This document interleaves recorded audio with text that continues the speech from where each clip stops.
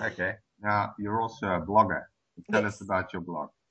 I started blogging in 2006, thanks to the queen of everything, Tertia Albertine. I started blogging as a way of keeping a diary, if that makes sense. I really started writing for myself. And then through that, I started to find friends and connections and reading other blogs. And I have this wonderful little circle of friends now that have, I call them my people inside the computer. And that's, again, a term I got from Tertia. Um, who are my friends? You know, they're not, there's no, some people I have never met in physical, like in real life before, yet I'm very close to them. And blogging took a bit of a weird turn for me, I think, when I realized that so much of what I was writing was not for me. It was becoming for my daughter. So my blogging life, my personal blog for me now represents the kinds of things that I want my daughter to know. In 50 years' time, when I don't even want to think, 80 something and probably senile, I want my daughter to be able to go, this is what my mom was experiencing when she was 30. And this is what was in her life, and this is what was important to her. And when my daughter is 30, I want her to be able to go back and go, wow, this is what my mom wrote for me. And that comes particularly from my parents. My parents were both quite creative and interesting people, and they would write a lot of letters to us. Obviously it became much more modernized in later years. We would email each other. But from little notes in the lunchbox to letters that my mom would slip under my bedroom door to emails, I've kept every single one of them. And now that they've passed on, those letters mean the world to me. And and that's why I blog now, is so that my kid will have all these letters from me. At the moment, I was actually looking at the stats this morning. I have, on my current WordPress blog, I have over 1,000 posts. Wow. I started blogging on Blogger before WordPress, and when I stopped blogging on Blogger, I had 1,000 posts then. That blog unfortunately got deleted. That's a long story for one day, but still have some of the posts from there, and I think the most important ones I still have. So yeah, I like to think that one day my daughter will go, wow, she wrote all these things for me, and I really can know her. And I want her to understand that even though I'm her mom, I was still at some point a person. And she's not so alone in the world when she at 30 feels like she has no idea what she's doing. Okay, so give us some tips on blogging. What have you Tips on learned? blogging. Oh my gosh. Read other blogs. Please read other blogs.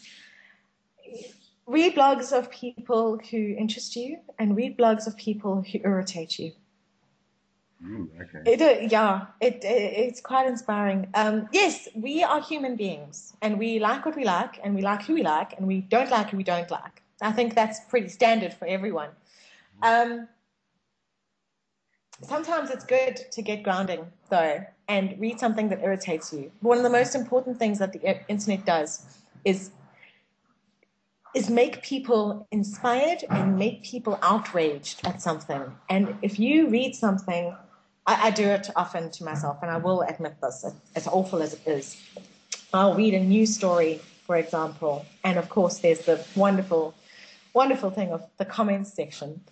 And I will read those comments and think to myself, are these the kind of people I would want in my life? Are these the kind of... And sometimes, I'm not saying all commenters on news sites are silly or people I wouldn't like. It's just, it makes me question my own thinking. Uh-huh. And I think that's important. Cool. Describe a day in the life of a writer. What do you do in a day as a freelance writer?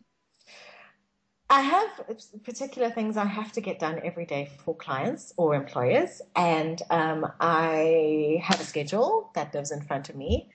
And I will be very frank with you. The most time where I get creative is probably at about 2 o'clock in the morning, when I will wake up with a thought and have to write it down. So during the day, I schedule and create work or deal with administration for my particular set of employers. And then quite often when I get briefs in to create articles and that kind of stuff, I will sit down for an hour and go, okay, this was the idea I had for XYZ and this was the idea I had for ABC. But I try to every day at least get 1 hour of creative thought in. And if that means researching something or blogging for myself, because that often helps, or just sitting outside and with a piece of paper and going, okay, I need to think of topics for XYZ. That's how I do it. But it's not, a lot of people seem to believe that it's kind of like a, hey, Joel, let's go have a coffee in a cafe and with some biscotti. And it's not. It's not. I've never been as busy as I am right now. And it's wonderful. Okay. Now, as a writer, what websites have you found useful? For blogging and copywriting, I'm a big fan of Copyblogger. Again, I'll send you the link that you can post with these. Okay. And those kinds of associated sites. For me, though, in terms of actual creative writing and the inspiration, I have 2 sites that I always go to because I always feel they look at the human condition, if that makes sense, in a very different way. And they are Tiny Ghosts and A Softer World. Okay. Yes. And I will, again, send you the link right now. Tiny Ghosts is kind of it's 2 pictures with 2 sentences. And A Softer World is three sentences with 3 pictures. And it just gives you a different perspective on, you can relate to them. A lot of people, I think, can relate to them. Wow. There's also something called Please Find This that I've always followed. I've followed for a long time. And he actually wrote a book not so long ago and has become quite the well-known author. It was started as a project between him and a photographer. I'll also send you that link. Right. He's called it I Wrote This For You. And it is a picture with a piece of prose underneath. And that kind of creativity really inspires me. So in terms of personal and creative writing, I often go to those places when I want to kind of relax my brain and think and reflect upon things I do want to write about, but I'm not quite sure if I can encapsulate them yet. I'll often go to those websites and have a look. Cool. Okay, so tell us the goal question that everyone wants to know as a writer. How do you get work? The goal question, how do you get work? Two ways. Number 1, keep writing. Please keep writing. And number 2, networking. I'm a big believer in social media, as you know. And 80% of what I do has come to me via social media. That's through Twitter, Facebook, blogging, getting to know other bloggers, and that kind of thing. The networking aspect of it cannot be ignored. You can't be a mushroom sitting in a dark room writing and hoping that someone reads you. It sounds egotistical, but you do have to promote yourself. And I had a big problem with that for a long time. I will admit that. And that's actually why I started a Facebook page. I didn't want to. I didn't want to start a Facebook page because it sounded like, to me as a person, it sounded like I was asking people to be fans of me as a person. And that sounds a bit weird for me. So I really battled with that until eventually I spoke to a friend of mine and he actually she put it into perspective for me. She said, you're not creating a Facebook fan page because you need friends. You're creating a Facebook fan page because you want people to read you. And it's different. And getting over that hurdle was huge for me because I realized that the most important thing you can do is promote yourself. Uh-huh.